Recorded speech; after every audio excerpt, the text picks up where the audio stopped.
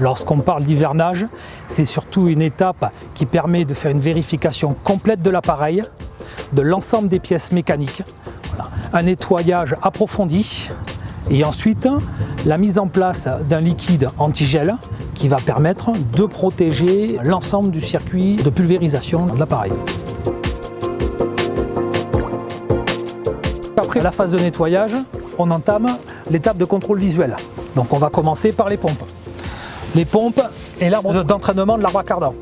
Donc mon arbre à cardan, il dispose bien des protections, des chaînettes, tout est en place. Le niveau d'huile de ma pompe principale est correct. Je ne vois aucune fuite au niveau de la pompe. L'ensemble des tuyauteries sont correctement fixées. Je me déplace vers la pompe de récupération, là aussi. Absence de fuite, tous les tuyaux sont correctement fixés, le niveau d'huile est correct. J'actionne les vannes, regardez s'il n'y a pas de point dur.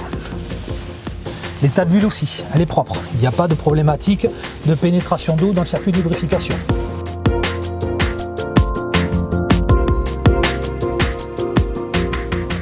Le pulvérisateur est muni de nombreux filtres. Un filtre d'aspiration qui est là pour protéger la pompe, un filtre pression, le cas échéant, tous les pulvérisateurs ne sont pas équipés, et des filtres tronçons. On va profiter de cette étape d'hivernage pour démonter l'ensemble des filtres, effectuer un nettoyage complet et regarder s'ils sont en état.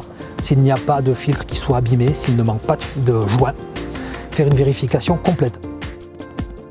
Ensuite, on vérifie l'absence de fuite, qu'il n'y ait pas de point dur au niveau des retours calibrés, l'état du manomètre, le niveau de glycérine, que tous les colliers soient bien sertis, au niveau de la pulvérisation.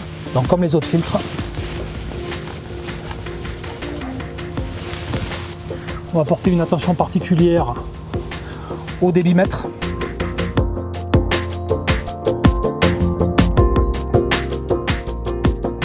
On fait une vérification du système de pulvérisation. Donc là je démonte la buse, je l'ouvre, voilà, et je vérifie qu'elle soit propre.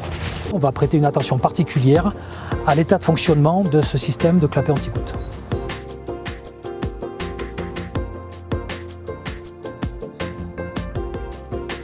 Donc je vérifie l'état de la membrane et l'efficacité du ressort en appuyant dessus.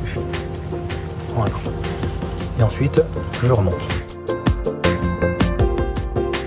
On apportera une attention particulière à l'état de la turbine. De nombreux pulvérisateurs sont munis de turbines centrales, certains équipements de turbines indépendantes, donc une multitude de petites turbines par descente sur des pulvérisateurs face par face. Donc là aussi, on va regarder le bon état de fonctionnement, que les grilles de protection soient en bon état, qu'il n'y ait pas d'objets qui viennent en fin de compte obstruer l'entrée d'air. L'entretien, c'est aussi le graissage de la rampe.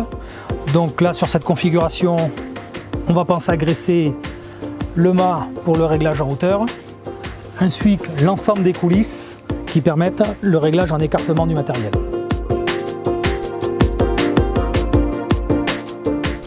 On peut envisager de uniquement vidanger l'appareil. Il est conseillé d'intégrer un produit d'hivernage. Le rôle de ce produit d'hivernage, outre de protéger la partie mécanique des effets du gel, c'est aussi de lubrifier, d'éviter les phénomènes de corrosion, les dessèchements de membrane, des clapets anti-gouttes, des clapets de pompe. Il est vraiment important, lors de cette étape d'hivernage, d'incorporer un liquide spécifique pour pouvoir protéger l'ensemble du circuit de pulvérisation. Sur certains pulvérisateurs, il peut y avoir des points bas qui sont difficiles à vidanger.